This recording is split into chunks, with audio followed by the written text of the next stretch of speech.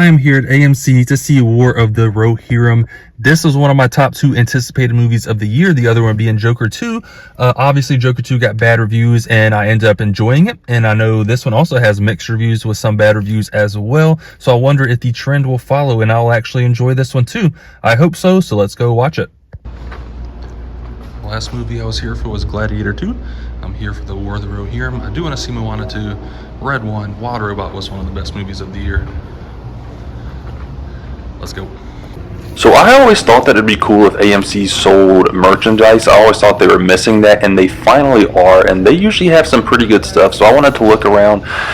They usually have new release stuff coming up. They have like t-shirts, popcorn buckets, and other cool like collectible stuff as well. Like you saw the Wicked Funko Pops, but they had these Moana shirts because it came out, and they also have some like AMC stuff as well. Like they had this Christmas sweater, and they also had this cool popcorn and candy t-shirt.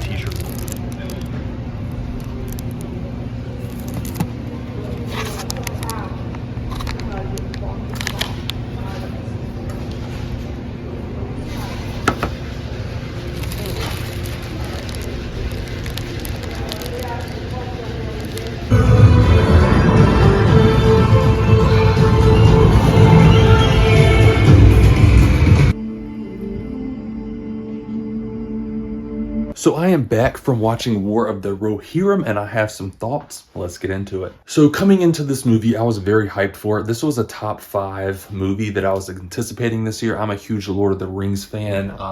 In my movie room, I have this Lord of the Rings poster signed by some of the cast. I had these Lord of the Rings action figures, books, VHS.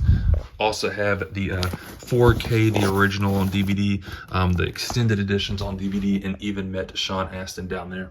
This movie is set 200 years before The Lord of the Rings takes place. It follows, it's in the realm of Rohan, where Helm's Hammerhand is the ruler. He has a couple sons, a daughter who it really focuses on named Hera, and it was a pretty good movie overall. Another tribe comes and attacks them. This guy named Wolf, who is out for vengeance, comes and attacks Rohan. They can't defend it, so they go to the Hornburg, which later ends up being Helm's Deep, named after Helm Hammerhand. Overall, this movie, though, I thought it was okay, not great. It was good, not great. I gave it a 3 out of 5. It did get a 6.7 out of 10 on IMDb. I tried going into this movie with an open mind. I really did, and I wanted to like it. This whole movie, I was like, I want to like it. I'm liking this. I'm liking it.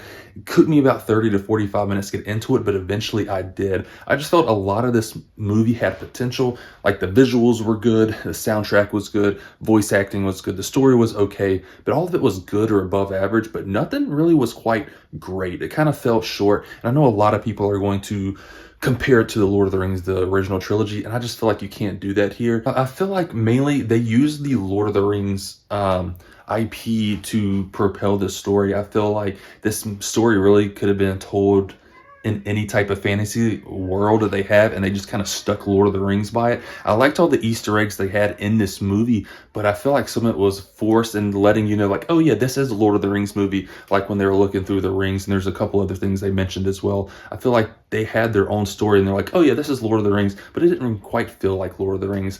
I do like they tried different. A lot of people were thrown back because it was anime, and honestly, I didn't mind that.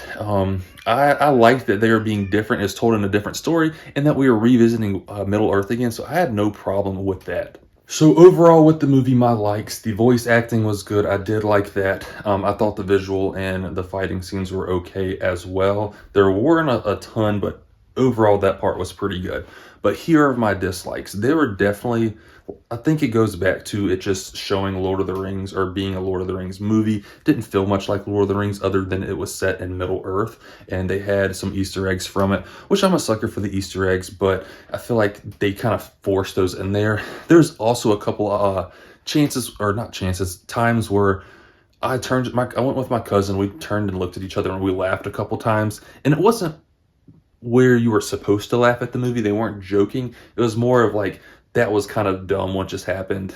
I don't want to spoil it, so I'm not going to say what it was, but I definitely looked at my cousin. I said, that was really cheesy. Took me out of the movie. I don't think they needed it, or they could have done it a different way. DM me if you want to know what I'm talking about, or if you've seen it. I just don't want to spoil it yet.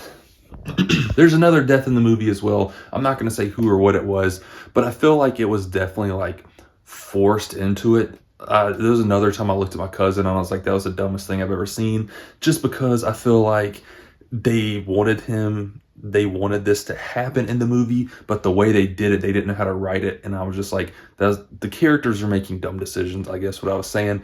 But and those are my dislikes of the movie. Let me know what you thought about this movie though down in the comments. Of this one you're gonna see, skip, wait for streaming, or is this one you feel like you can watch over and over? Hit that subscribe button. Peace.